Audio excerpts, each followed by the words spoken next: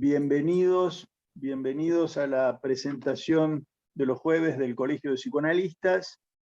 Presenta hoy Marcos Korenblit, conocido amigo de nuestra institución.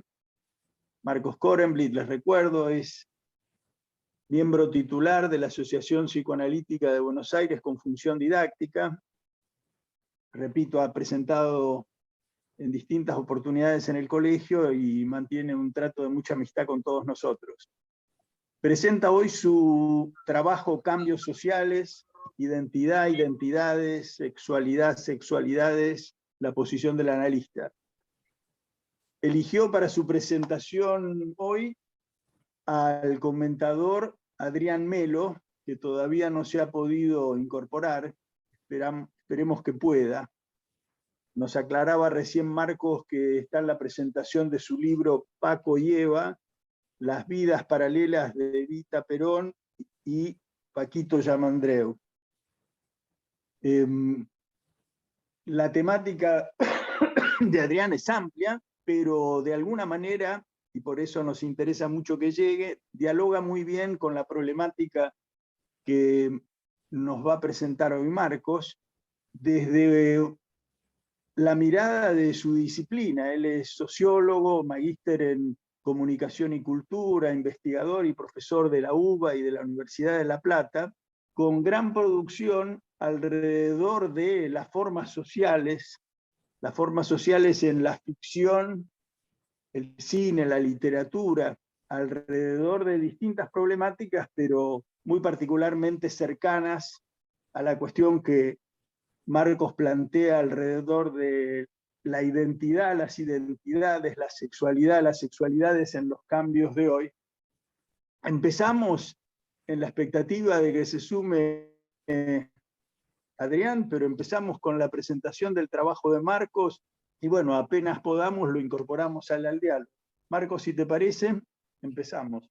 Dale, cargamos. Bueno, en principio, por supuesto, como siempre, agradecido de la posibilidad de participar en una actividad del colegio, que es un lugar siempre tan interesante, tan valorado por mí, ¿no? Siempre generan discusiones tan ricas, ¿no? Bueno, querría agradecerle a Adrián, pero no sé, esperemos que llegue, le agradezco, en su participación. Yo lo digo en chiste, pero Adrián, la verdad que siempre es un referente interesante para muchos de estos temas. Yo les cuento, este trabajo en realidad es una adaptación del trabajo que yo presenté para fin del año pasado.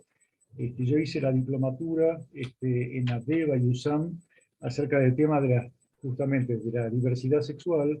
Fue una experiencia muy linda, que fue la directora fue en ese momento Delia Torres, y la verdad que fue, bueno, como todas estas experiencias, ¿no? Un estímulo buenísimo para leer cosas, para pensar, para discutir, bueno, que intenté de algún modo plasmar en este trabajo, ¿no?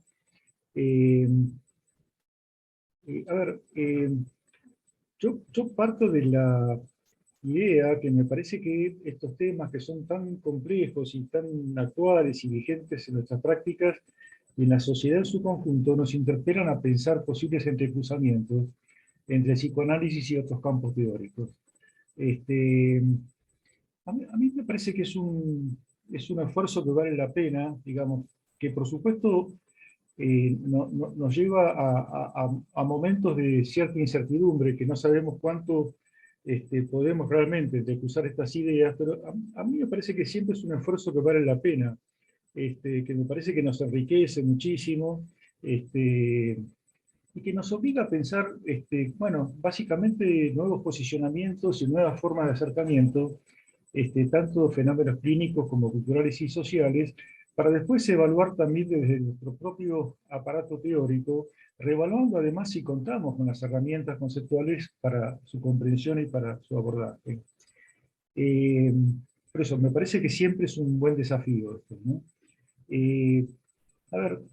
Yo parto de la idea que los cambios sociales, si bien incluyen a la sexualidad, me parece que en parte también la exceden, en tanto, bueno, Es decir, podemos, además de pensar en los cambios ligados a la sexualidad, incluir cuestiones ligadas al cambio en el entramado social en el que estamos inmersos,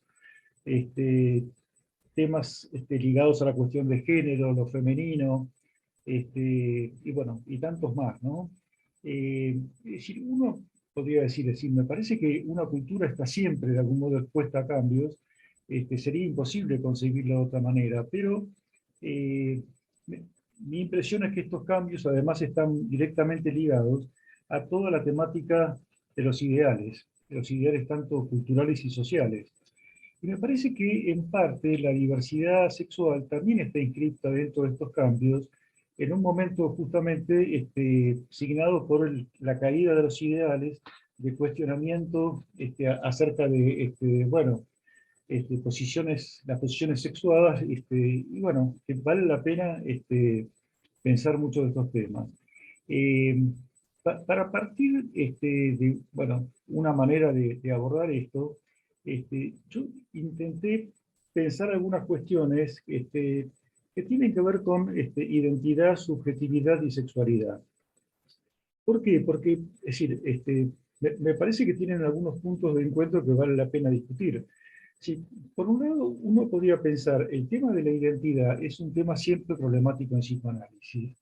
En tanto, si lo suponemos como un hecho acabado y consistente de una vez y para siempre. Hecho que nuestra clínica, la cultura y la vida misma nos obliga a poner en jaque. Podemos pensar que con la sexualidad pasa algo parecido, en el sentido de también, si lo pensamos como algo acabado y consistente de una vez y para siempre. Acá yo encontré una cita de Freud que me parece muy interesante. Por supuesto que uno a Freud siempre puede hacerle decir lo que uno quiere, ¿no? Pero esto, le juro que está en Schroeder, donde él dice, Freud, lo cito, ¿no? Tras alcanzar la elección de objeto heterosexual, habrá nuevas aplicaciones de las pulsiones homosexuales que nunca son canceladas ni puestas en suspenso, sino meramente forzadas a apartarse de la meta sexual y conducidas a nuevas aplicaciones, conduciendo así al erotismo de la amistad, la camaradería, el sentido comunitario y el amor universal por la humanidad.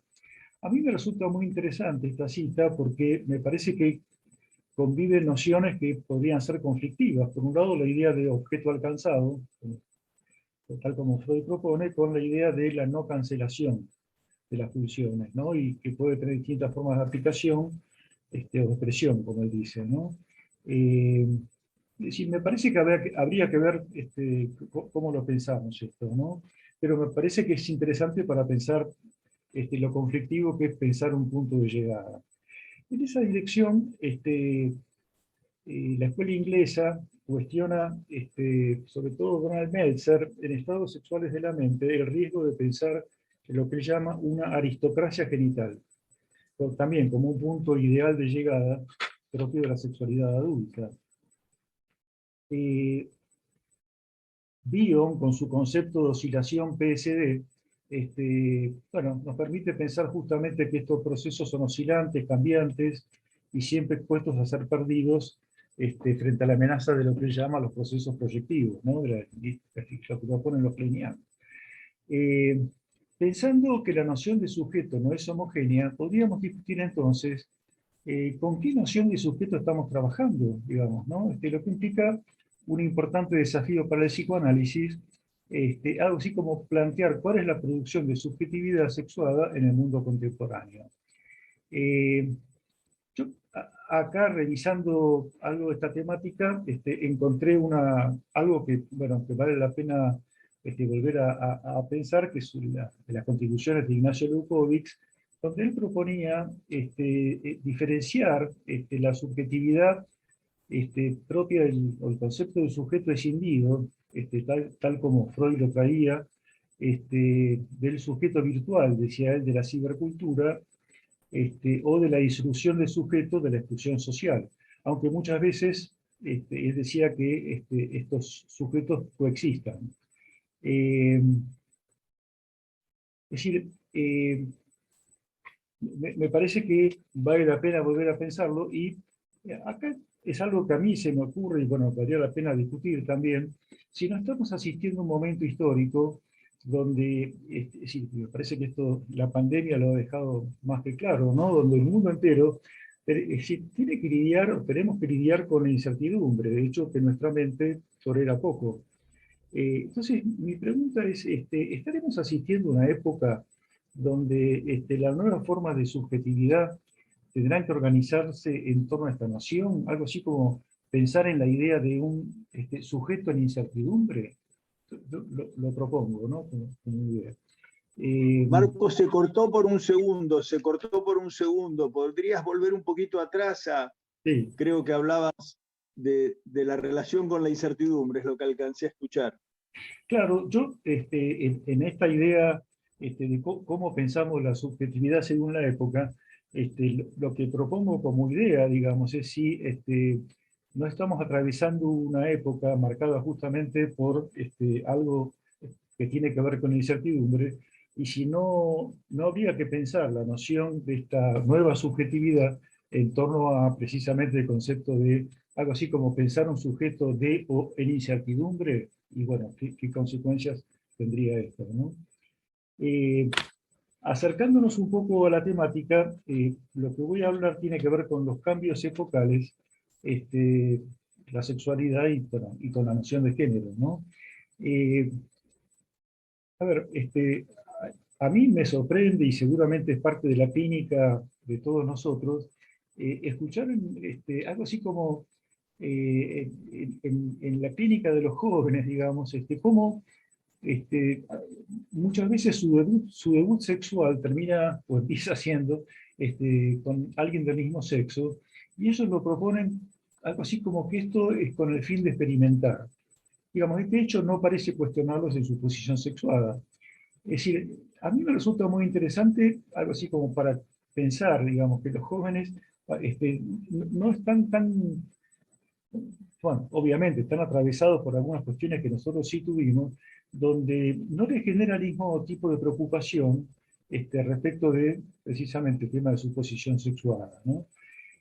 Ligado a esto, y algo que en su momento presentamos con Rodolfo, que a mí me parece que es interesante volver a pensar, es cómo entendemos hoy, bueno, algo que en pandemia además se vio exacerbado, todos los fenómenos ligados a las redes sociales, el tipo de encuentro aparentemente rápido y fugaz que los jóvenes y no tan jóvenes han instalado en nuestra cultura. Es decir, ¿cómo entender estas nuevas formas de organización o desorganización de la sexualidad que pareciera circular en base a nuevos y distintos parámetros día a día?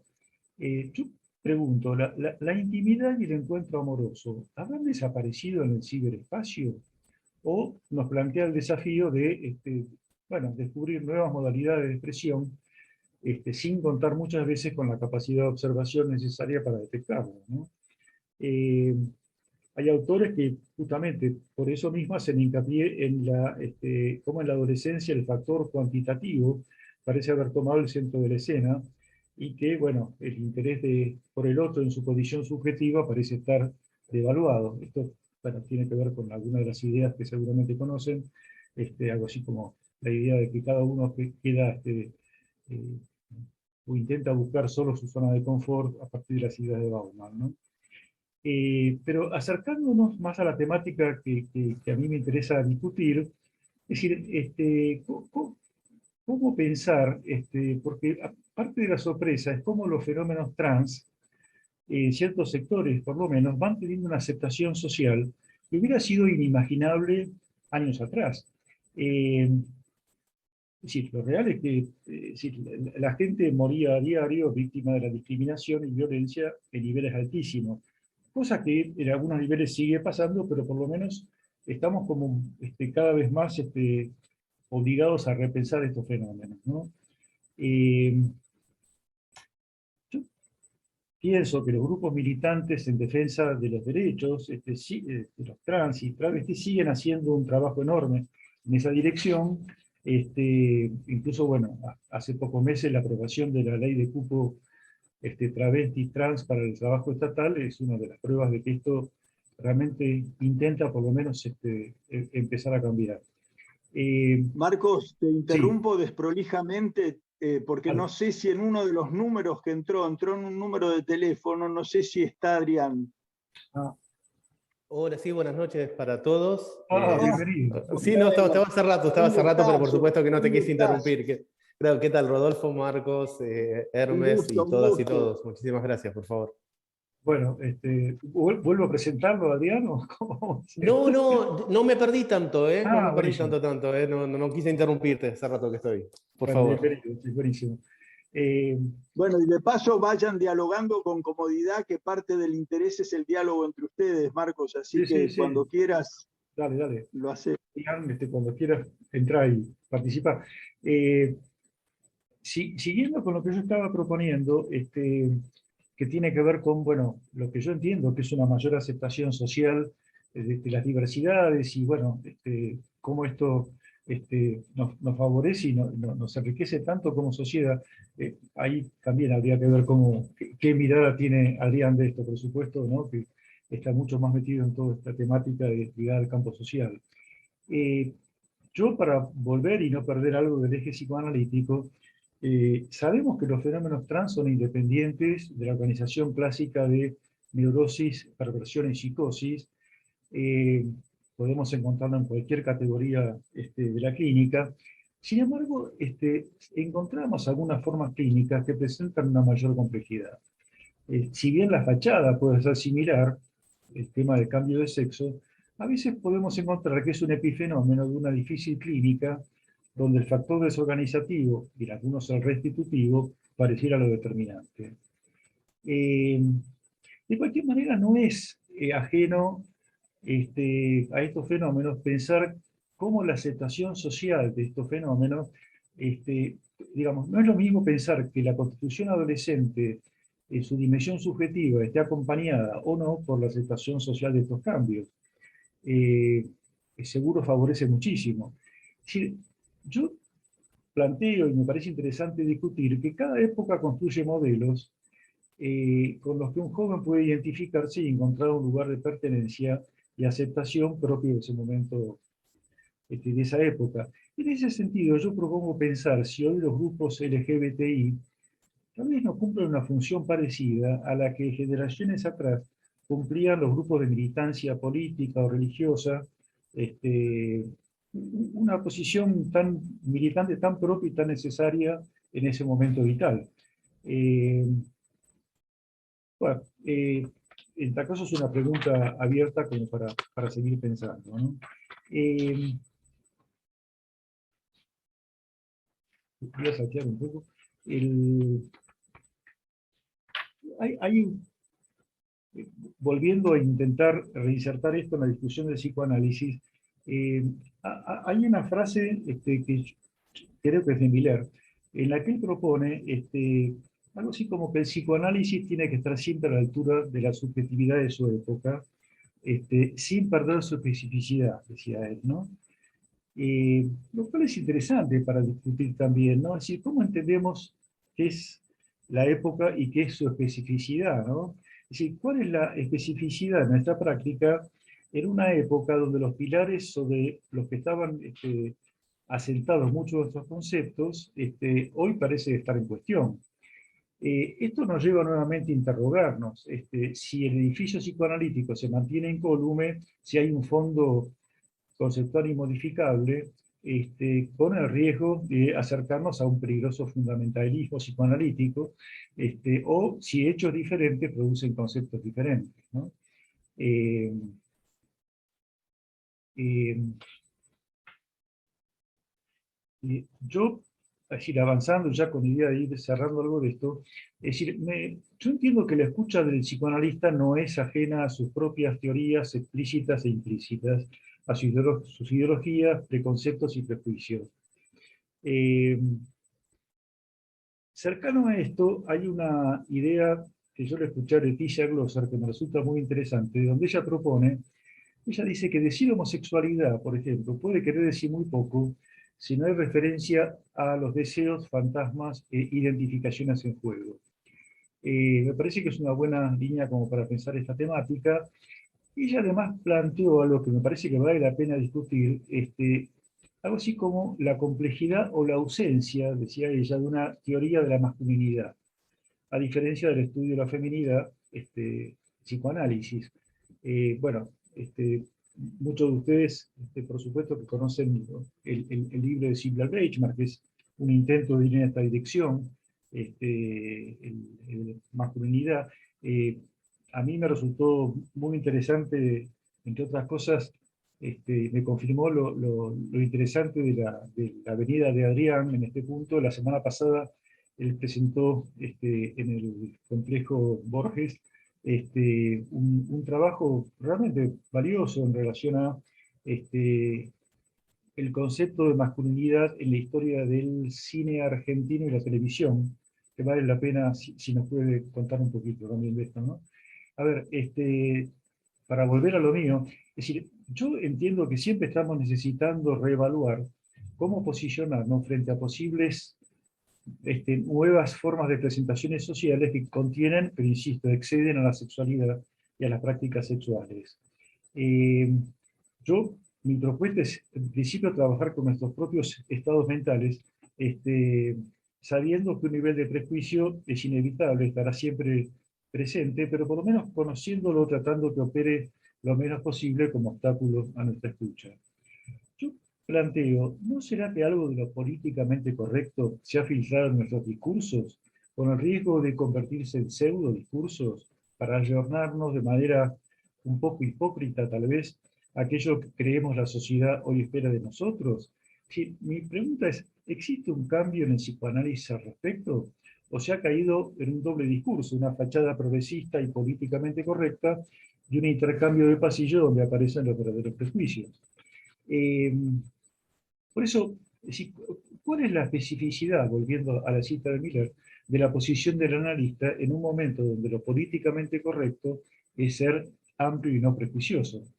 Porque paradójicamente podemos caer en el riesgo prejuicioso de pretender no ser prejuiciosos, aunque parezca tautológico.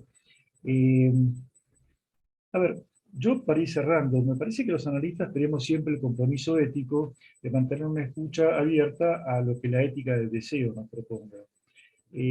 Sabemos que esto resulta limitado, frágil, que es imposible pensar en una escucha libre y ateórica. Sin embargo, me parece que una buena manera de encararlo es pensar en no perder la sorpresa de escuchar sin comprender, acompañar sin prejuzgar, sin memoria, sin deseo, y lo más libremente de prejuicios como no sea posible. Entiendo que esto es hoy nuestro gran desafío. Bueno, gracias. No, gracias a vos, Marcos. Bueno, voy a señalar algunas cuestiones que marqué del texto, y después bueno, entramos seguro en diálogo, no solamente con Marcos, sino también con los compañeros y con las compañeras presentes. Primero yo quiero destacar del texto de Marcos, que es muy honesto, que es muy sincero y que es muy provocativo, ¿no? Y que además, bueno, te hace reflexionar sobre muchas cosas, ¿no? Esta pregunta de cómo tiene que posicionarse el analista y también el discurso psicoanalítico ante los nuevos y vertiginosos cambios sociales, producto de varias cosas, ¿no? De un contexto social global, y cómo este contexto social global también dio lugar a nuevas tecnologías, a nuevas formas de amar y de relaciones de amor, y también nuevas subjetividades.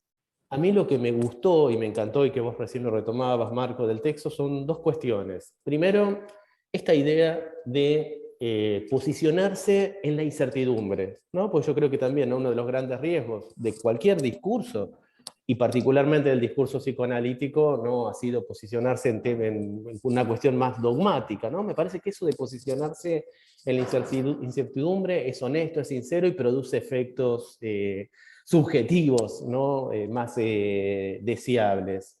Y por otro lado, yo creo que también algo que subyace en el trabajo de Marcos, bueno, me encantó la cita, ¿no?, la cita de Hess, que da cuenta de esta incertidumbre, ¿no? Quien no encaja en el mundo está siempre cerca de encontrarse a sí mismo, ¿no? Quien se sitúa no en el lugar de la verdad, sino en un lugar de incertidumbre, yo creo que está más cerca también de poder ayudar a otro y de encontrarse también a sí mismo, ¿no? Y por otro lado, lo que también subyace bajo el texto de Marcos y que me encantó, es la necesidad también, para posicionarse como psicoanalista, de un trabajo interdisciplinario, ¿no? Es algo que en lo que venimos insistiendo para cualquier tipo de intervención, de apelar a otros discursos. Yo, bueno, por mi propia profesión, voy a intentar de que sea el discurso de la sociología, ¿no? Que está tan fuerte, ¿no? También en el texto de Marcos, el apela a Bauman, el apela a otros que han caracterizado también, sociólogos que han caracterizado este contexto social global, pero también apelar a otros discursos que han dado cuenta de tiempos también, de cambios en los tiempos y de los cambios en las subjetividades. Por ejemplo, el discurso artístico, ¿no? Por ejemplo, el cine, por ejemplo, también la literatura, ¿no? También muchas veces inclusive se ha adelantado y ha sido clarividente para poder dar cuenta de ciertos cambios epocales, ¿no? Después puedo referirme a esto de la masculinidad. En esto de la incertidumbre, me parece muy bueno que justamente hayas tomado el concepto trans, ¿no? Porque justamente el concepto trans nos sitúa en una incertidumbre que tiene que se sale de la lógica binaria, por lo menos tradicional, ¿no? Entonces, bueno, también lo trans también como lo transdisciplinario. Eso a mí me pareció interesantísimo, ¿sí? Pero también hacernos la pregunta en clave histórica, ¿no? Esta es una época de grandes cambios, ¿no? De grandes cambios tecnológicos, urbanos, de grandes cambios que hacen a un mundo virtual, ¿no? Que aparece además con la misma grado de realidad, y es tan real como un mundo presencial, pero también pensar en clave histórica que, a ver, el psicoanálisis mismo surge en un tiempo también de grandes cambios, ¿no? Surge después de una gran crisis capitalista, surge en el medio también de grandes cambios urbanos, ¿no? Pensemos todo lo que significó también la construcción de Ciudad de Viena como ciudad moderna para Freud, para poder elaborar su teoría. Pensemos también lo que decía, ¿no? De esa ciudad de Viena, Stefan Zweig, ¿no? Dice, nació Freud, nació Hitler, casi en la misma época, ¿no? Casi el laboratorio del fin del mundo, ¿no? Decía, parecía esa Viena. Entonces también, ¿no? Surge en una época de grandes cambios y también de grandes incertidumbres, y también Freud se vio siempre necesitado de apelar a otros discursos trans, ¿no? Porque no solamente construyó el discurso psicoanalítico, sino que lo construyó también en base a otros discursos, en base a discursos literarios, ¿no? De hecho, gran parte de las historias clínicas de Freud pueden leerse con una gran belleza literaria, pero también apeló muy frecuentemente también a la metáfora de la arquitectura para poder dar cuenta de justamente cómo operaba también el método psicoanalítico. También estaba presente en él cuestiones que habían pasado recientemente en términos históricos, como el descubrimiento de Pompeya, las ruinas, cómo elevar justamente algo sobre las ruinas, ¿no? Cómo se eleva un presente sobre las ruinas, sobre los escombros del pasado. Todo eso está muy presente también en el discurso de Freud. Pienso cómo la literatura muchas veces da cuenta, ¿no? También de esos cambios edilicios, ¿no? Pienso en algunos momentos, Marcos se refiere también a la instantaneidad, ¿no? A la instantaneidad parece de los encuentros amorosos, ¿no? Que se dan vía virtual. Pero hubo otras épocas históricas donde uno se enfrentó a la misma instantaneidad, y también una instantaneidad inédita, diferente a la actual, pero totalmente inédita, ¿no? Y eso queda reflejado, por ejemplo, no sé, en la literatura de Baudelaire, ¿no? Hay un texto de Baudelaire, un poema precioso, por otra parte, que se llama A una pasante, ¿no? A una que pasa, también a veces es traducido, ¿no? Y Baudelaire, ¿qué describe en esa poesía? Describe un hecho completamente inédito respecto del erotismo. Dice, ¿no?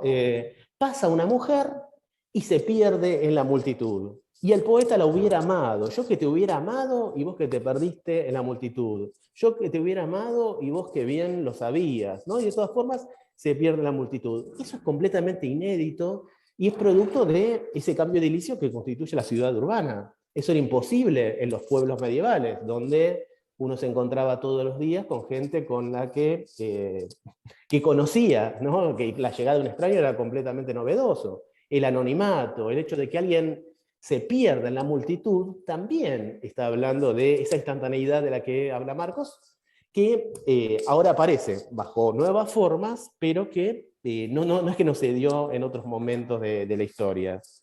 Pienso, inclusive, ¿no?, en el impacto que tuvieron otras tecnologías también, en el erotismo, ¿no?, en las formas de amar también, en las formas de relación, como han sido las cartas, ¿no? Inclusive pensaba en algún punto en particular, eso que se llamaba en algún momento consultorios sentimentales, ¿no? Que parecía casi una fórmula, joven atractivo, que de morocho, ojos claros, ¿no? Eso también implicaba una identidad que no siempre era una identidad real, ¿no? Sino que era una identidad quizás o autopercibida o imaginada, como a veces parecen esas identidades virtuales que también son autopercibidas, imaginadas o engañosas, ¿no? De hecho, mi mamá siempre contaba que, a ver, una amiga de ella había conocido en esos consultorios sentimentales por diario a un joven, y el joven nunca le había dicho, era exactamente igual como se describía, pero nunca le había dicho que le faltaba un brazo cuando se encontraron, ¿no? Digamos, entonces estas cuestiones se deciden a lo largo de la historia. Pensemos el teléfono, lo que habrá sido también en su momento, ¿no? Por primera vez, ¿no?, esta cosa de también no era necesario tampoco el encuentro presencial, ¿no?, que era otra forma de virtualidad también, que daba lugar también a engaños, a instantaneidades. Casi pensemos una novela que lo supo reflejar Migré, tan clásica, ¿no? No va a ser de los 90, pero lo hizo anteriormente en los 60, ¿no? Que después en los 90 se va a llamar Una voz en el teléfono. Alguien que se enamora a partir de una voz, ¿no? Entonces, ahí también aparece gran parte de lo que se señalaba Marcos, digo, ¿no? O sea, por supuesto que es novedoso y requiere todo esto que señala Marcos, ¿no? Lo trans, la apelación a diferentes discursos, la necesidad de la incertidumbre, pero no es totalmente nuevo, ¿no? Inclusive hay una película también argentina que da cuenta, ¿no?, de también un encuentro amoroso, en un argumento que se llama La Trampa, ¿no? Es una película de los años 40 de Carlos Hugo Christensen, y también alguien que conoce a alguien por correo, se casan, y en realidad es un estafador, ¿no? Digamos, podemos extrapolarlo, ¿no?, con las nuevas tecnologías y poder pensar también otros escenarios. A mí me gustó también mucho esto que señalaba Marcos en algún momento, de los diferentes tipos de sujeto, ¿no? Del sujeto, ¿cómo pensar, ¿no? El sujeto escindido de Freud, ¿no? El sujeto deconstruido, ¿no?, según ciertos discursos posmodernos, ¿no?, o el sujeto virtual actual, ¿no? También eso apareció en otros momentos de la historia, ¿no? Y quizás nuevamente, ¿no?, algo que lo reflejó también particularmente bien fue la literatura, ¿no? Uno piensa, ¿no? El Dr. Jekyll y Mr. Hyde, ¿no? ¿No? Vicios privados y virtudes públicas. Pero inclusive anteriormente a todo esto, ¿no? Frankenstein, ¿no? No casualmente es el mismo nombre para el médico, perdón, para el científico, me traicionó el inconsciente, no sé si era médico. Era lo mismo para el científico, ese mismo nombre se le asigna para el científico que para el monstruo, ¿no? Son las dos caras también de la misma moneda, ¿no? Dorian Gray, ¿no? Aparecía, inclusive Drácula, ¿no? Es de una manera de día y de otra manera de noche. No me parece casual que las nuevas versiones, inclusive cinematográficas de Hulk, ¿no?, que es una versión del Dr. Jekyll y Mr. Hyde, las series que vi yo cuando era chico eran dos seres humanos, ¿no? Eran Bill Bixby, el actor, y Lou Ferrigno, pero ahora el monstruo es virtual, ¿no? No me parece casual cómo el cine puede llegar también a reflejar también todo esto. Entonces, más allá de que me parece sumamente interesante, provocativo, reflexivo el texto de Marcos, me hizo pensar también en otras épocas, ¿no?, donde también de una u otra manera aparecían los mismos desafíos, ¿no? El desafío de lo transdisciplinario, de que el discurso no podía agotarse en sí mismo, que necesitaba de otros discursos, y sobre todo, a ver, la incertidumbre, ¿no? La incertidumbre que es lo propio de la vida, ¿no? Las vidas son inciertas, las vidas son precarias, las vidas son frágiles, ¿no? Nos devuelve casi también a lo propio de las vidas humanas. A mí eso me parece interesante. Por supuesto me parece sumamente provocativa, no sé si es así, ¿no? Probablemente no lo sea así, ¿no? Lo de si los movimientos gays, lesbianas, trans, operan de la misma manera que los movimientos religiosos y políticos. Probablemente no, pero no deja de ser una idea también provocativa, ¿no? Sobre todo, bueno, solo porque lo trajiste a colación, ¿no? Ahora se habla de nuevas masculinidades, ¿no? Siempre existieron diferentes formas de ser varón, más o menos ocultas, pero de todas formas también siempre hubo discursos que las mostraron. Entre otras cosas, si uno piensa, ¿no? El discurso cinematográfico argentino se ha cansado de mostrar, bajo el género de la comedia, bajo cualquier género, masculinidades diversas, diferentes formas de ser varón. Se ha cansado, inclusive, increíblemente, de mostrar el transvestismo, ¿no? El transvestismo aparece casi en la génesis del cine argentino. Una de las primeras películas argentinas, Tango, de 1933, aparece Azucena Maizani vestida de gaucho. Después va a aparecer también Rosa Rosen, me salió en inglés, pero no es Rosa Rosen, en La estancia del Gaucho Cruz, ¿no? Una mujer que se trasviste también de chofer, y desde ese rol de chofer quiere enamorar al galán, ¿sí? Aparece para mí una de las mejores películas argentinas, creo que nunca se ha hecho nada tan subversivo en términos de género como Vidalita en 1949, ¿no? Donde justamente es una mujer también que se llama Vidalita, pero que se trasviste de varón, porque el abuelo siempre, por el nombre, Vidalita, que no le sonaba a nada, siempre creyó que había tenido un nieto varón y ella quiere heredar el campo del abuelo, ¿no? Y en el medio hace las mismas cosas que hace un varón, entonces también pone en tela de juicio el hecho de ser varón, el hecho de ser gaucho, ¿no? Que son casi dos arquetipos, ¿no? de la masculinidad, inclusive también de la virilidad acá en Argentina. Entonces, sobre todo, lo que me encantó del texto de Marcos es esto, ¿no? Cómo nos obliga a poder pensar que siempre se precisó de esto, ¿no? Que situarnos en la incertidumbre es casi siempre situarnos en lo que tiene que ver casi con lo que mejor puede ayudar a los otros, ¿no? Con lo que mejor también puede posicionarse cualquier tipo de discurso, y bueno, en el caso de Marcos, en la posición del analista, ¿no? Me parece que eso es interesantísimo, y que por supuesto que uno pone en juego esa incertidumbre y su propia subjetividad. Creo que llegó el momento de decirlo, ¿no? También, ¿no? De que no hay esa idea del psicoanalista escéptico, ¿no? Que está por fuera no solamente de los cambios sociales, sino también que por fuera de aquello que escucha, ¿no? Pero bueno, yo no soy psicoanalista tampoco, ¿no? Tampoco puedo afirmarlo de tal manera. Es como yo si me psicoanalizara es como yo lo quisiera también. Así que bueno, pensaba varias cosas, pero bueno, quería también escuchar a los compañeros, escuchar a vos también, Marcos, para poder entablar un diálogo. Bueno, en principio, Adrián, te súper agradezco, la verdad que me parece que todos tus aportes dan como para completar otro trabajo tan interesante, ¿no? Porque además me parece que vos hiciste una lectura muy aguda, ¿no? El trabajo muy certera, digamos, ¿no? De ciertos puntos que, bueno, son estas cosas que siempre es bueno escucharlas, y además de alguien que tiene un recorrido como el tuyo, ¿no? Eh, no, yo pensaba que interesante, ¿no? Como vos haces hincapié en la idea de incertidumbre, en la cual estamos totalmente de acuerdo, tanto que si algún día patentamos la idea de la noción de sujeto de incertidumbre, vamos a cobrar los derechos.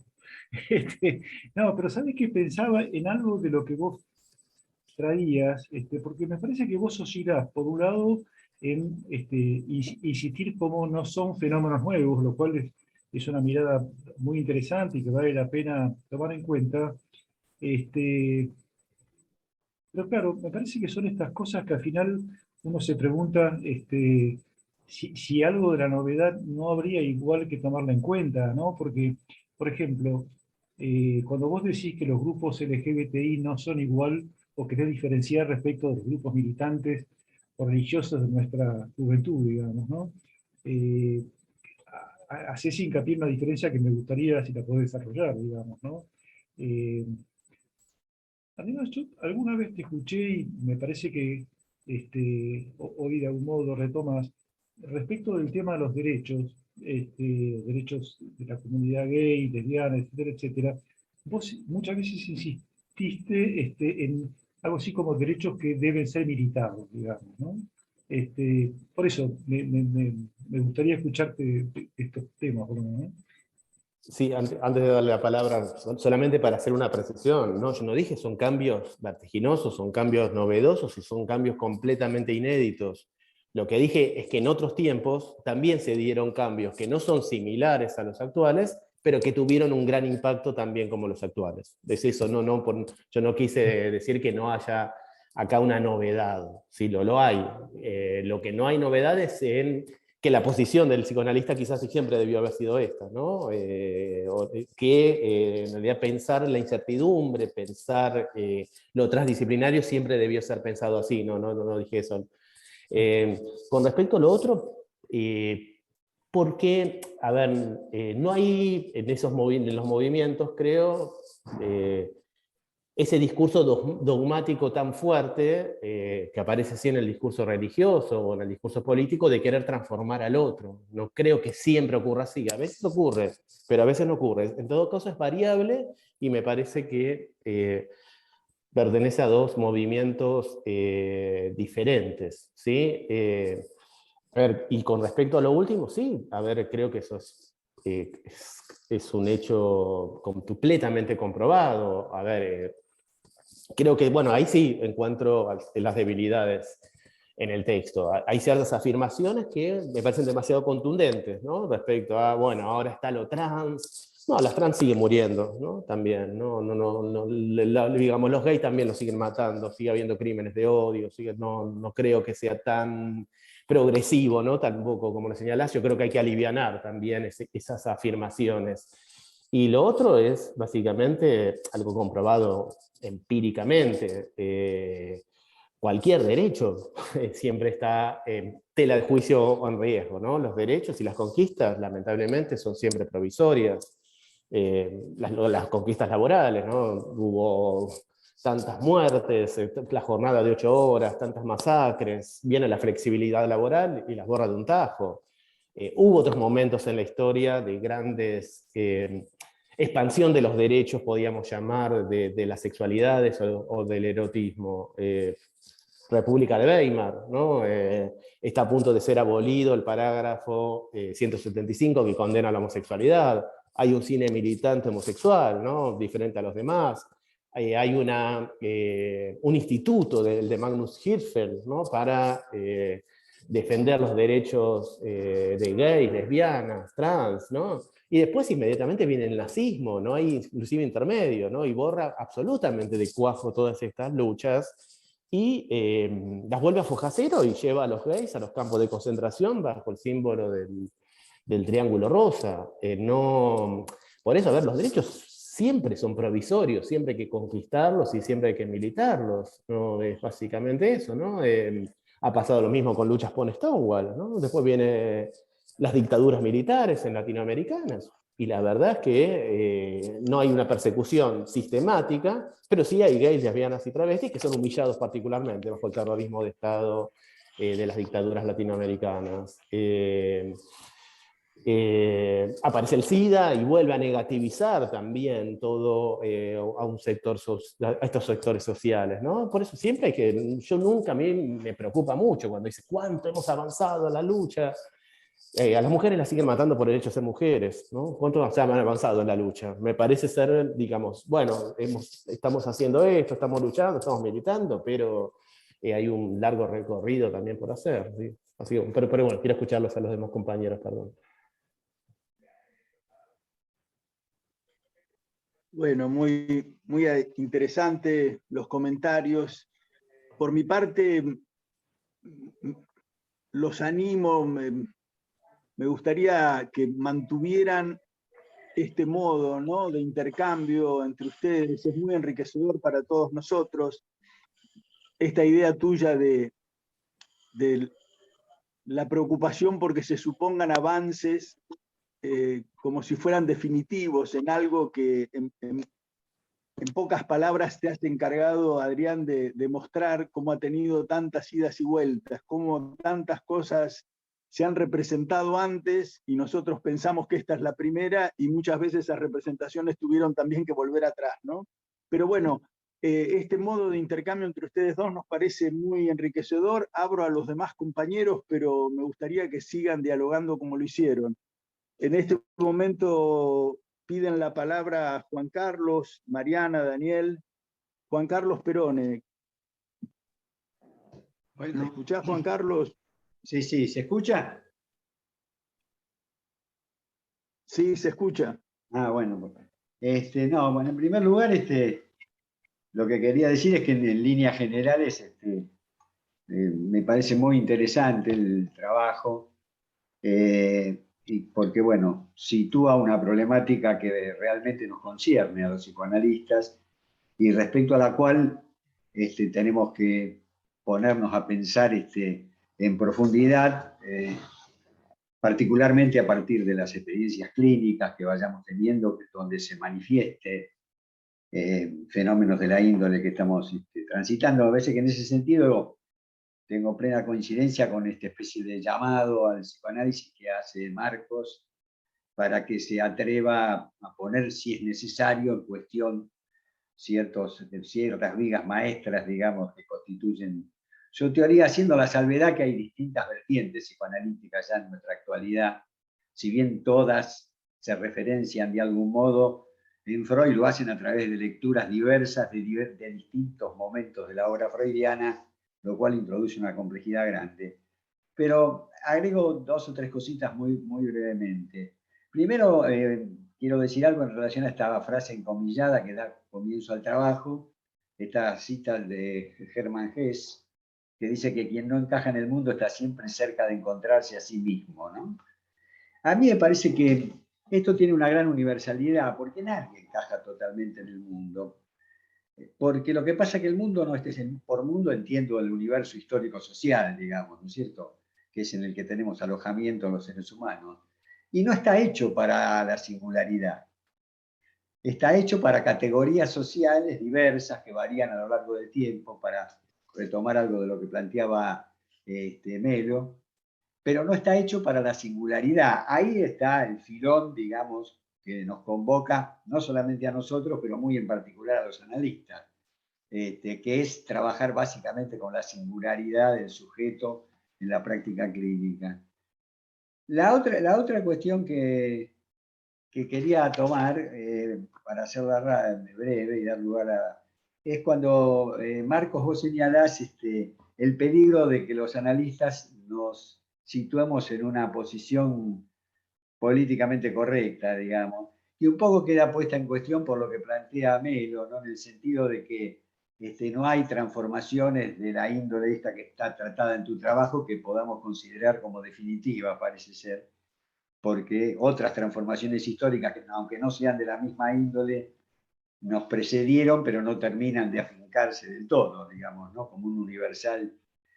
En ese sentido, yo tomaría lo que él me lo comentaba, tomado de creo que del cine, ¿no? No importa, para el caso sería lo mismo, porque los personajes de cine suelen representar de algún modo situaciones sociales. Tomabas el personaje de esa mujer que adopta, digamos, el aspecto de gaucho para poder hacerse merecedora de una herencia muy importante que le llegaría a través del abuelo en el caso de que ocupara el lugar masculino. La diferenciación que yo haría en relación a eso es la siguiente pregunta. ¿Esa mujer se sentía hombre? Y entonces al asumir ese papel terminaba de generar una subjetividad, digamos, en consonancia con su funcionamiento psíquico, o era una estrategia, digamos, económico-social para heredar. Porque el problema que se nos plantea a los analistas, me parece a mí, de lo poco que llega a la clínica de esto, es cuando los pacientes, varón o mujer, yo diría que tal vez hay más predominio en los varones, aparecen ya desde muy jovencitos o casi de niños, diciendo que se sienten, no que quieren heredar al abuelo ni a nadie, se sienten de un género que no es el que la anatomía, digamos, no debería convocar, debería entre comillas.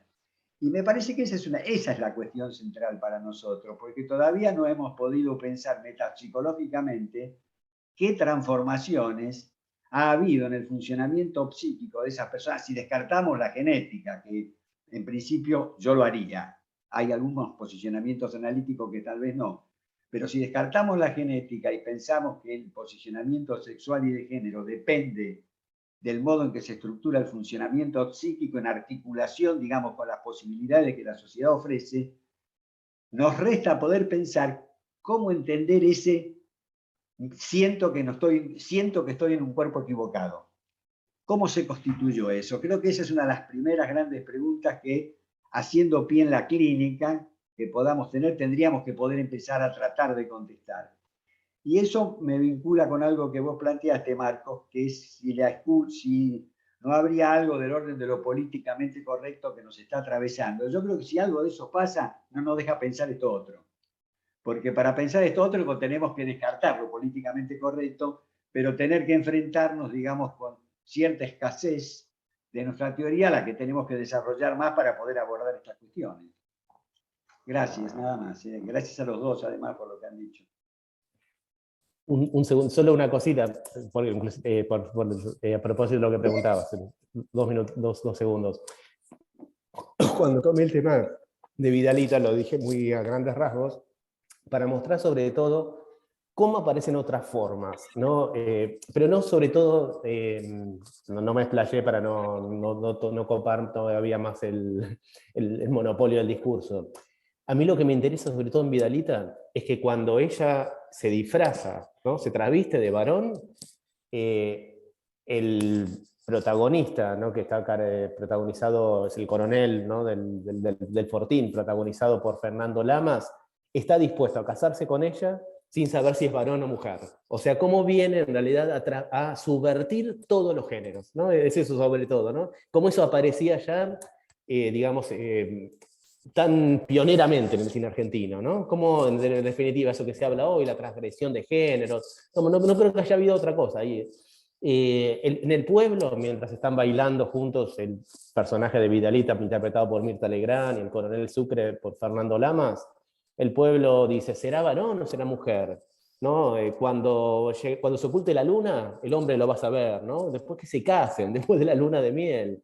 El personaje del abuelo, que lo interpreta Narciso Ibáñez Menta, dice en un momento, y bueno, yo también cuando era joven me transvestía de mujer, ¿no? Esas cuestiones, ¿no? Esas cuestiones de géneros que pueden ser o no autopercibidos, ¿no? Puede ser un juego, puede ser una broma, puede ser una identidad como siempre contingente, ¿no? Es básicamente eso, pero sobre todo quería hacer esa salvedad que iba más allá, ¿no? De la búsqueda económica, no de Vidalita, lo que yo quería mostrar, y perdón la extensión.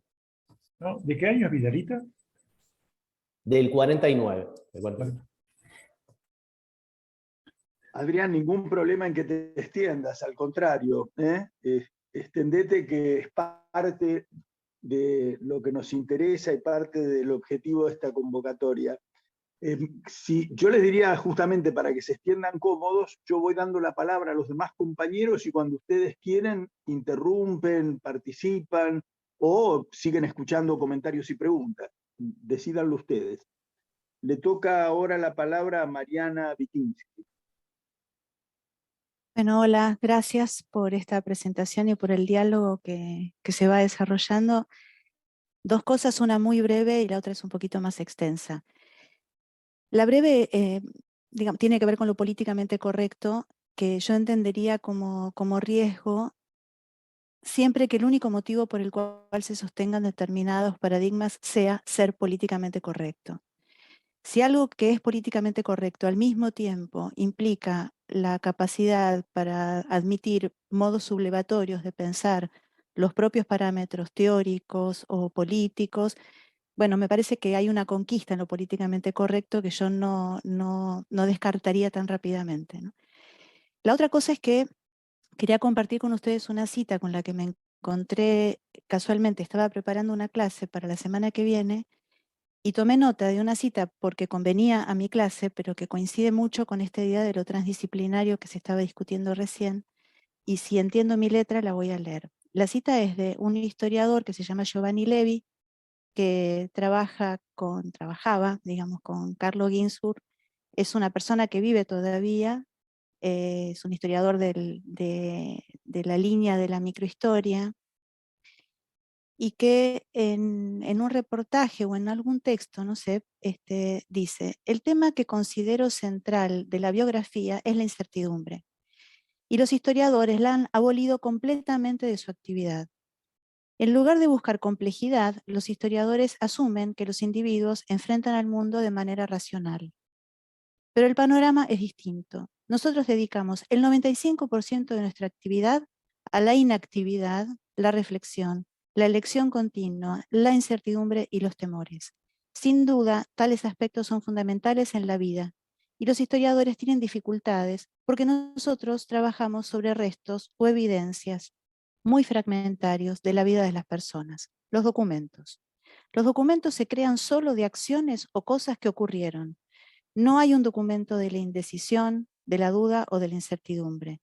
Es por eso que debemos trabajar también con los no documentos, dándole sentido a las huellas en su contexto. Digo, me parece que lo que está marcando es que quizás la incertidumbre atravesó absolutamente la historia de la humanidad, solo que no quedan documentos de ella, porque los documentos se producen sobre los actos, las acciones y las certidumbres, ¿no? Bueno, gracias.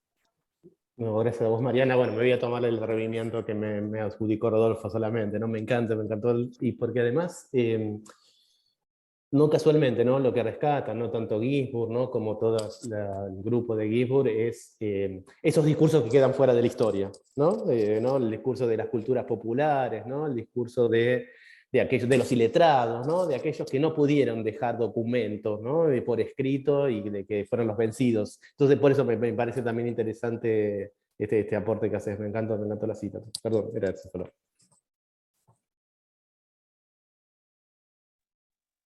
Marcos, ¿algún comentario? Marcos, ¿me escuchás? ¿Algún comentario? Sí. No, la verdad que habría tanto para discutir, ¿no? Eh, por un lado pensaba qué interesante, y me parece que es algo que discutimos respecto de la inter o transdisciplina, pero también habría que pensar dentro del psicoanálisis mismo, ¿no? Esto que decía Juan Carlos, que están así, respecto de las diferentes vertientes, y bueno, y que me parece que habría que discutirlas y ver cómo las entrecruzamos, ¿no? Yo me acordaba de una cita que alguna vez le escuché al querido Ricardo Abenburg, donde él decía que el psicoanálisis se había convertido en una especie de Babel invertido, donde todos creemos que decimos lo mismo, pero en realidad haciendo referencia a cosas tan distintas, decía Ricardo, ¿no? Bueno, y entre otras cosas pensaba también, ligado a estos temas, claro, me parece que Adrián señala algo que es un dato importantísimo, ¿no? Que tiene que ver con cómo uno supone que ciertos fenómenos en los que estamos bueno, viviendo aquí en Buenos Aires este, en esta época, y nos podemos perder, bueno, como en otros sectores la cosa es tan distinta, ¿no? Me acordaba algo que alguna vez hablamos con vos también, Adrián, en relación a, bueno, algo que vos tenés muchísima experiencia, que tiene que ver con todo el proyecto ESI en las escuelas, ¿no?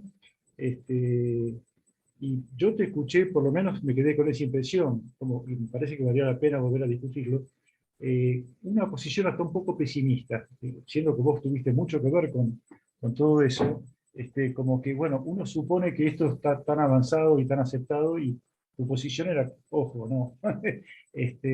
¿No? Bueno, eso, me acordaba de eso, ¿no? Adrián, ¿querés agregar algo al comentario que te hacía Marcos? No, no, básicamente eso. A ver, el pesimismo viene tiene ese anclaje histórico, ¿no?, que señalaba antes, ¿no? Realmente ha habido otros momentos, ¿no?, de profundos avances y después no es que mediatizaron los retrocesos, ¿no? El retroceso fue brutal, el retroceso tuvo que ver ya directamente con la vida, ¿no? Esto que decimos, nos avanza tanto en la República de Weimar y después vienen los hombres del Triángulo Rosa, entonces jamás daría las cuestiones como dadas de una vez y para siempre. Los procesos de educación sexual integral son procesos que en términos históricos son muy recientes, por más que antes había muchísimos pioneros que hacían educación sexual integral, por más que no se nominalizaba como tal, ¿no? Pero bueno, digamos, ¿cuánto tiene normatizado? Por ley nacional, 16 años, en términos históricos, 16 años no es absolutamente nada. Si 20 no lo es, mucho menos es 16, ¿no? Entonces, bueno, también pensar que particularmente, ¿no?, los procesos educativos llevan muchísimo tiempo, ¿no? O sea, siempre se da el mismo ejemplo, ¿no? A ver, la ley de educación obligatoria, laica, gratuita, es en el siglo XIX, pero recién en 1950, ¿no?, se vuelve realmente efectiva y sustantiva, ¿no? Entonces, digamos, es un pesimismo anclado en la realidad, anclado también en diferentes paisajes que uno encuentra, ¿no? No es lo mismo, es muy situado también, ¿no?, los avances que podemos decir en cuanto a la situación desde gays, lesbianas, travestis, en algunos lugares que otros, en la ciudad de Buenos Aires que en algunos pueblos, en las ciudades no están exentos tampoco de la violencia, ¿no? Y en Buenos Aires eso queda claro, ¿no? Ha habido también palizas, crímenes de odio recientes a gays, lesbianas y travestis. Hubo 2 lesbianas hace un par de años criminalizadas por el hecho de besarse en un subte. No me parecen temas menores, es eso así.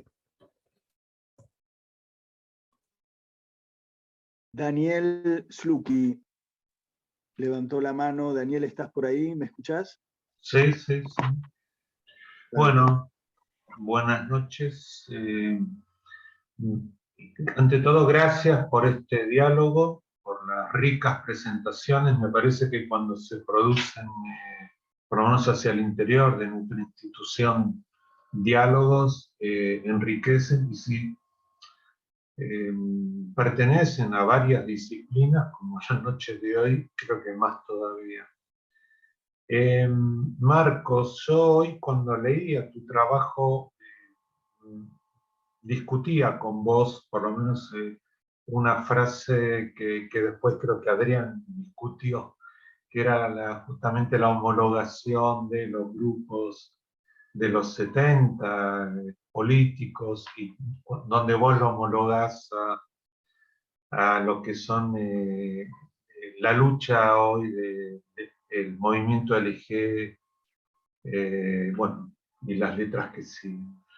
Me parece que son grupos y movimientos muy ricos, tanto de las organizaciones políticas de los 60, 70, como la lucha que hoy entablan el movimiento de gays, lesbianas, trans, que me parece que homologarlas es como si se empobreciera en la homologación. Y vos justamente creo que apuntás mucho a la riqueza, y ahí me engancho con algo que también me gustó que me gustó como lo trajiste, que es todo el tema de la incertidumbre. Como yo sé que vos sos psicoanalista también de adolescentes, creo que la clínica con adolescentes, alguna vez yo escuché, justamente es clínica de la incertidumbre. Entonces, homologaría, ¿no?, a los adolescentes en esta búsqueda también por transformar transformarse a sí mismos y constituirse como sujetos, por lo menos distintos a las generaciones que los antecedían.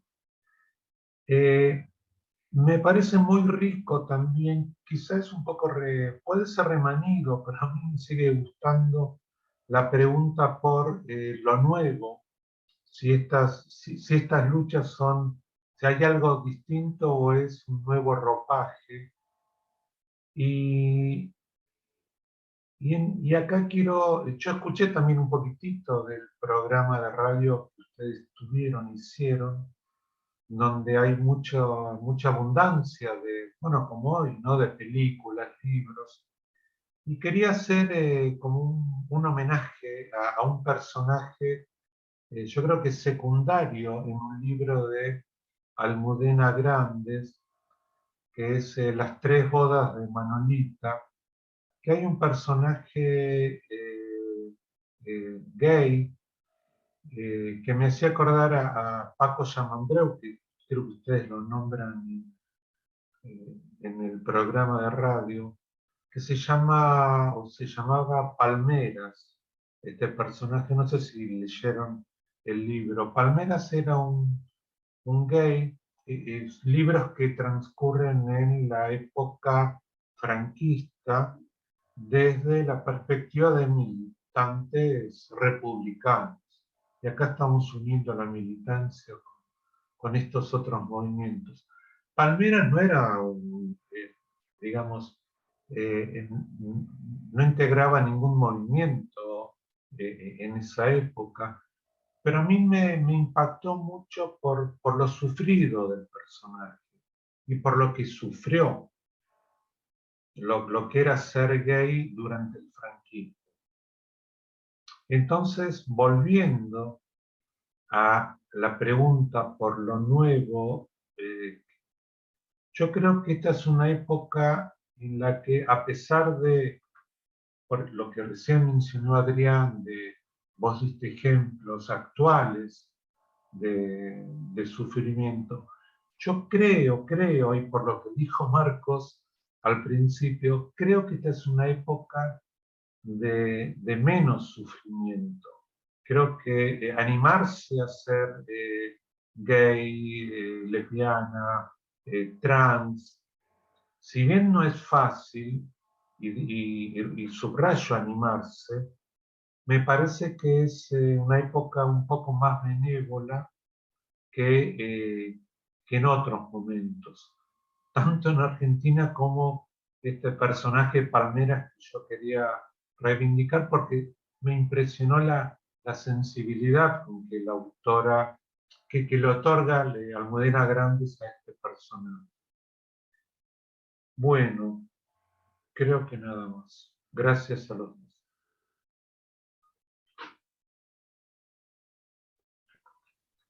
Mientras vamos esperando que se anoten otros compañeros, hago un comentario simplemente para mantener en juego algunas de las cosas que estábamos diciendo. Y entonces tomo desde otro lado el comentario de Marcos sobre la militancia, sobre las religiones, los espacios religiosos y esa relación que hizo con el LGBT. No, lo tomo desde otro lado, entiendo desde dónde lo discutieron, pero se me ocurre que tal vez Marcos lo incluyó pensando en ese momento tan particular de la salida del mundo familiar en el que los jóvenes tropiezan con las ofertas, los espacios identificatorios posibles que la sociedad ofrece, ¿no?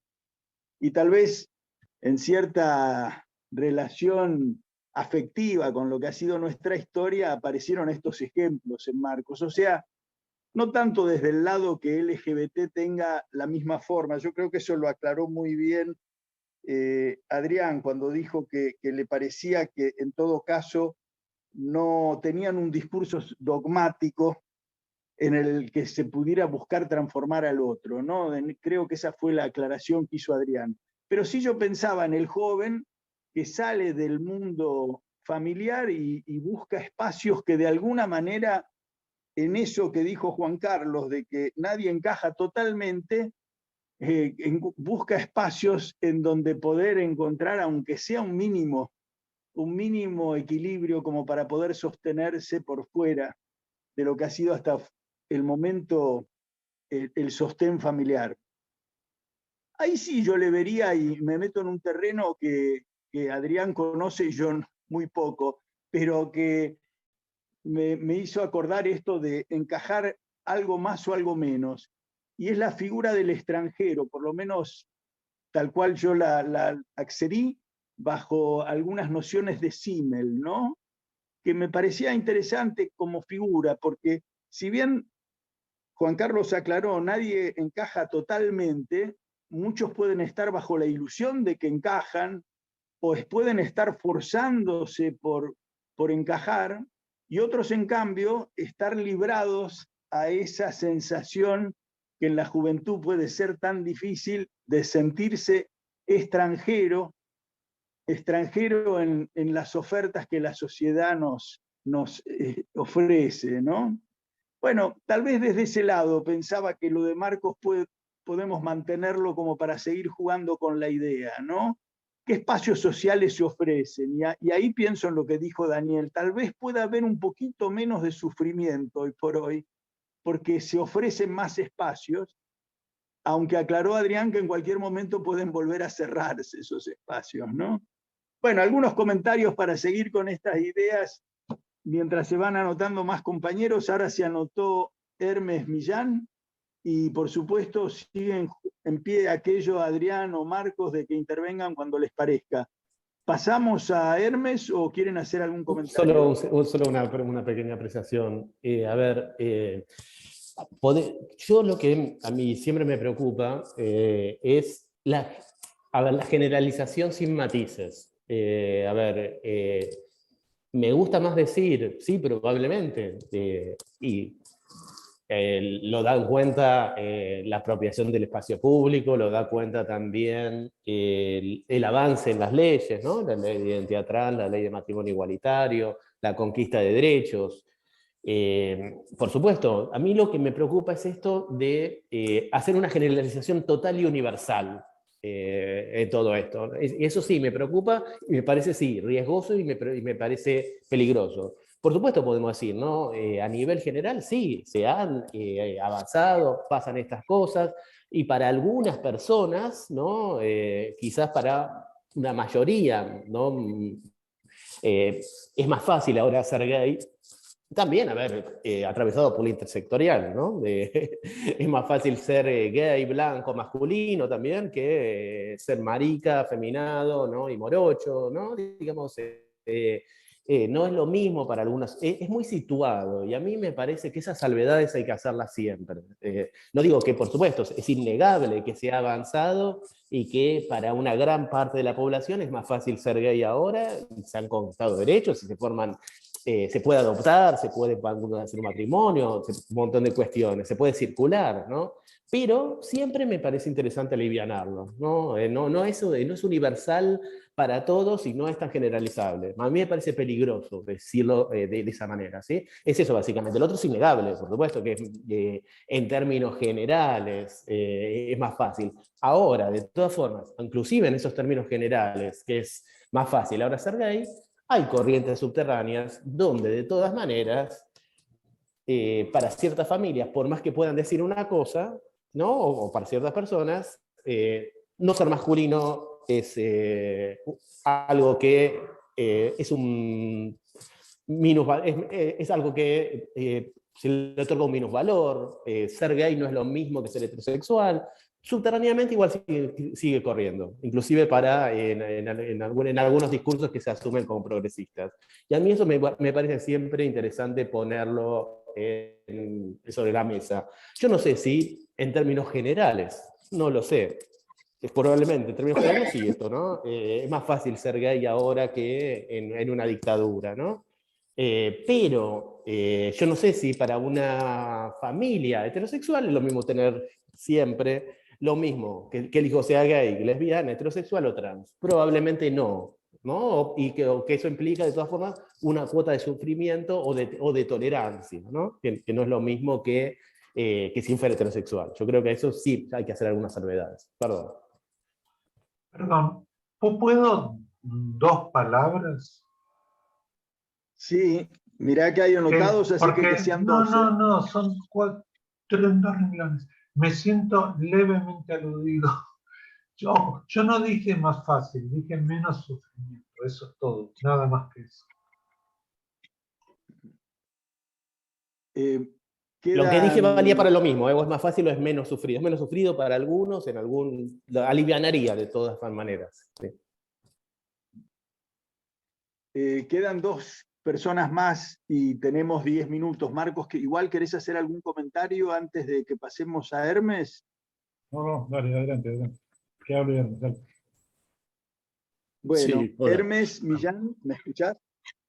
Sí, te escucho. Primero, la Bueno, felicitación por la propuesta y por el tono y el sentido del intercambio. Yo me quedé pensando en esto de lo políticamente correcto y las voces que corren por los corredores. En primer lugar, yo creo que es necesario reivindicar el valor de lo políticamente correcto, ¿no? En el sentido de un ideal, de una tendencia, de un esfuerzo. Así como uno pretende ser bueno, generoso, cordial, empático, sabiendo de la imposibilidad absoluta de esto, creo que es bueno ser políticamente correcto, intentar serlo en el sentido de la inclusión, del respeto por las variantes, ¿no? Del intento de comprensión de los caminos que en cuanto a la identidad de género va tomando cada persona. Esto es un mandato políticamente correcto, imprescindible, y como imprescindible de estar presente en la clínica, de sostener una parte de la clínica. Eso me parece.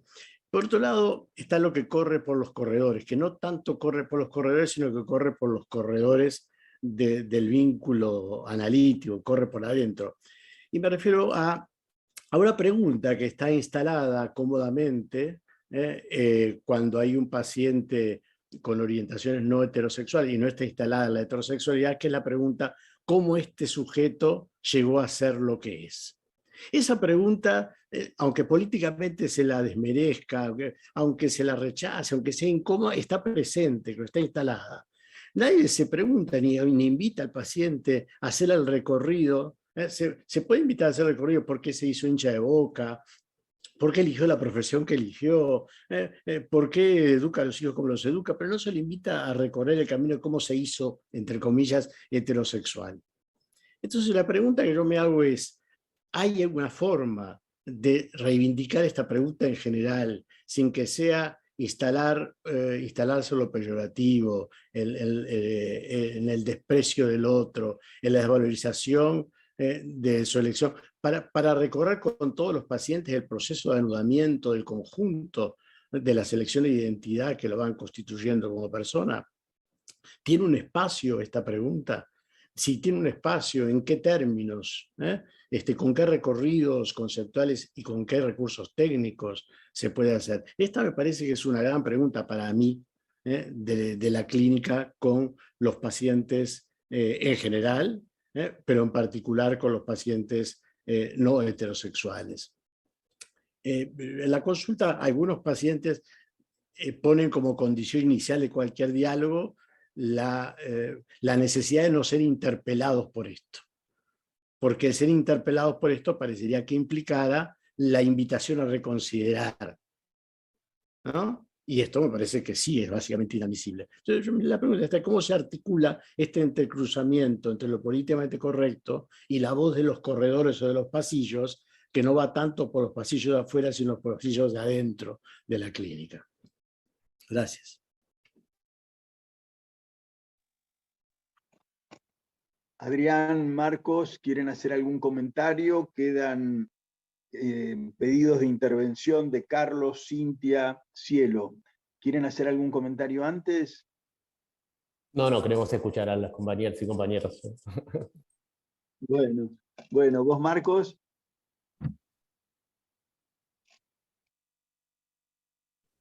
Bueno, damos la palabra a Carlos. Carlos, entonces. Bueno, primero les agradezco el trabajo. Yo me quería detener en un aspecto del asunto que tiene que ver con la cuestión de los prejuicios. sabemos que toda comunidad tiene prejuicios.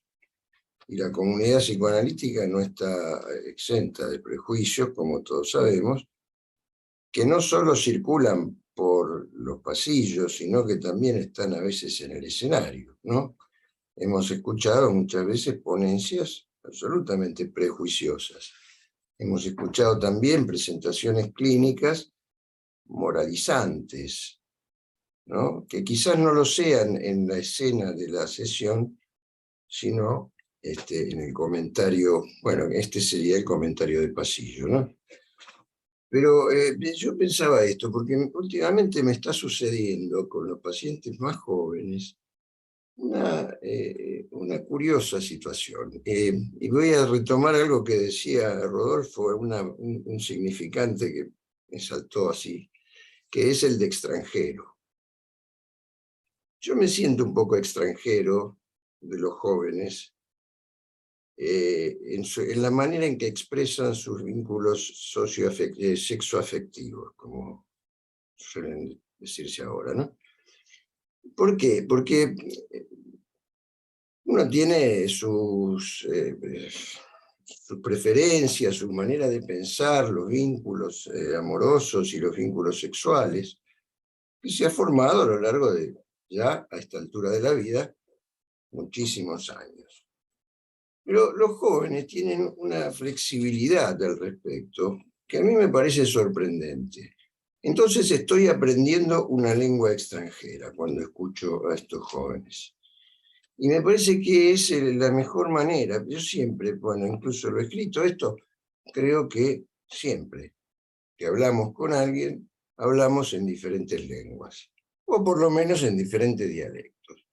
Y el dialecto que hablan mis pacientes más jóvenes es diferente del dialecto que hablo yo. Estoy aprendiéndolo ese dialecto. Y como lo estoy aprendiendo, me parece que me resulta bastante fácil suspender cualquier tipo de juicio. No me cuesta mucho, escucho, aprendo. La verdad es que aprendo que hay otras maneras de concebir el amor y el sexo de las que yo tengo. Y creo que ahí está algo de lo trans, ¿no? Hay una transfiguración, acá hagámosle un homenaje a Yago Franco, una transfiguración de las modalidades de vínculos sexoafectivos. Entonces me parece que el prejuicio es prejuicio cuando se impone en el pensamiento. Después, como uno ha sido, digo, las preferencias que uno tiene, la manera que le gusta coger, eso es un tema completamente aparte. Lo que creo que lo peligroso es que uno crea que los propios modos de concebir los vínculos afectivos y sexuales sean lo que debe imponerse. Ese es un prejuicio. Yo prefiero hacer juicios post-juicios de lo que sucede. Y estoy de acuerdo con él. Yo no sé si hay que investigar la manera en que se llegó a ser heterosexual, homosexual, transexual, queer, gay, lesbiana. No me parece que eso sea, salvo que allí notemos que se articula, que se anuda un síntoma, me parece que no es un tema a interrogar. A mí ha dejado de interesarme por completo cómo le gusta coger a cada uno. No en el sentido de, digo, ha dejado de interesarme, no. Ha dejado de ser un elemento de juicio. Cada uno que coja como quiera. Los problemas que traen los pacientes al consultorio, a veces se trata de eso, a veces se trata de cualquier otra cosa. Y en general los problemas de amor y los problemas de sexo es indiferente si son heterosexuales, homosexuales, en fin. Otra historia es lo que señalaba Adrián sobre la persistencia de la segregación a este respecto. Ese es un problema de otra índole, ¿no? Seguro. Los que llegan al consultorio son gente que más o menos está en un ámbito sociocultural bastante tolerante y comprensivo de estas cuestiones. Eso quería decir. una cuestión para saber cómo seguir funcionando. Estamos en la hora, quedan algunos pedidos de intervención, Cielo, Rolfo, Adriana Granica, y nos gustaría escucharlos nuevamente a ustedes, Adrián, Marcos. Nos quedamos unos minutos más, si les parece, y les pido que las intervenciones sean breves, así los podemos volver a escuchar a ellos. Si les parece, nos quedamos unos minutos más y después les damos un poquito de tiempo a ustedes. ¿Te parece bien, Marcos? Perfecto. Perfecto. Cielo, si podés que tu intervención sea breve, ya pasamos la hora. Voy a intentar ser breve. Se me está dando en la clínica actual consultas de parejas gays y mujeres homosexuales. Y ahí sí me enfrento con ciertos prejuicios. Por ejemplo, yo venía pensando ilusoriamente, prejuiciosamente, que en las parejas gay, o los gays en general, podían tener una sexualidad más rica, más compleja, más abierta, más gozosa, en algunos casos, digamos. Y me encuentro con parejas de gays en mi consultorio que me impactan, me generan incertidumbre, interrogantes, porque se presentan con una notoria dificultad para mantener una sexualidad con continuidad en el tiempo, rica, activa y gozosa entre ellos. Entonces, intentan resolverlo, hablándolo, acordándolo entre ellos, teniendo cada uno vínculos con otros afuera, y a veces incorporando ese otro como tercero en el vínculo de ellos dos. Y uno de ellos me dijo el otro día, para animarme a hacer esto fuera de mi pareja homosexual, tener una relación con otro afuera, me tengo que drogar. Todo esto planteado en un contexto de sufrimiento importante.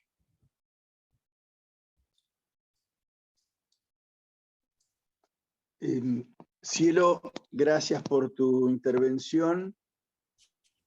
Adrián y Marcos, esperamos al comentario de Adriana Granica, si pueden intervenir ustedes o quieren hacerlo ahora. Dale, adelante. Bueno, Adriana, por favor, una intervención breve, así alcanzamos a escucharlos algo más a Marcos y Adrián. No es Adriana, es Oscar. Y voy a hacer un comentario. ¿Se escucha algo? ¿Se escucha? Sí, yo te escucho, creo que sí. Sí.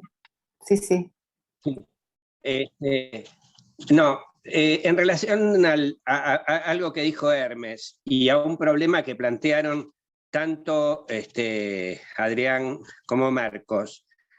La sexualidad en el psicoanálisis ha sido siempre un eje de preocupación, hetero, homo o lo que fuere. Está en la constitución subjetiva. En ese sentido, la primera pregunta que se hacía Juan Carlos es ¿cómo es que alguien adquiere esa vivencia infantil temprana, etcétera, etcétera? Es una pregunta válida. Se está apagando. Apagando. Te escuchamos, Oscar, ¿eh?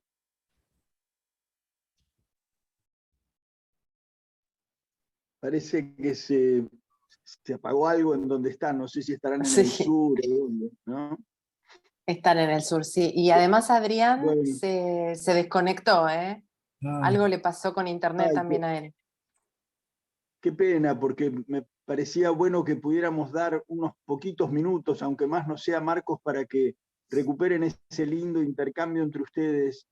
Fíjate si podés y si no, andá pensando el cierre vos. No, a mí la verdad que querría escuchar todo lo que hoy se dijo como para volver a pensarlo, porque la verdad que fueron aportes tan interesantes. Yo nomás agradecerles, la verdad que una vez más confirmo cómo del paso por el colegio es una verdadera experiencia, en el sentido de, bueno, cómo uno aprende y cómo uno sale de esta experiencia distinto de cómo se entró.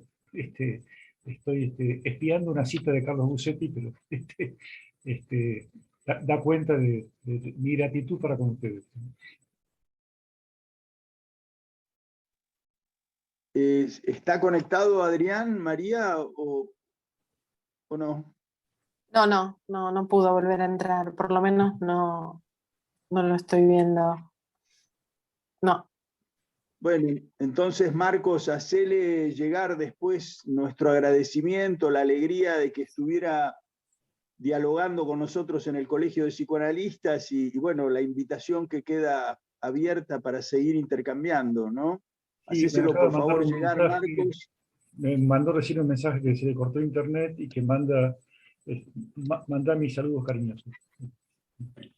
Bueno, si nos mandás su WhatsApp o algo, también le hacemos llegar nosotros la alegría de haber podido compartir hoy con él, ¿no? Bueno, nos desmuteamos para saludarte, para aplaudirte, Marcos, y agradecerte tu participación hoy. Gracias, Marcos y Adrián. Muchas gracias. Muchas gracias, Marcos. Gracias, Adrián, Marta. también. Agradecimiento para Gracias. Gracias. Chao, gracias, Marcos. Gracias. Chao, chao. Chao. Gracias. Muy bueno, Muchas gracias, Marcos. Chao. Buenas noches, muchas gracias. Adrián va a ver esto también filmado, así que nos va a escuchar. Claro. Buenas noches. Chao, hasta luego. Chao. Chao.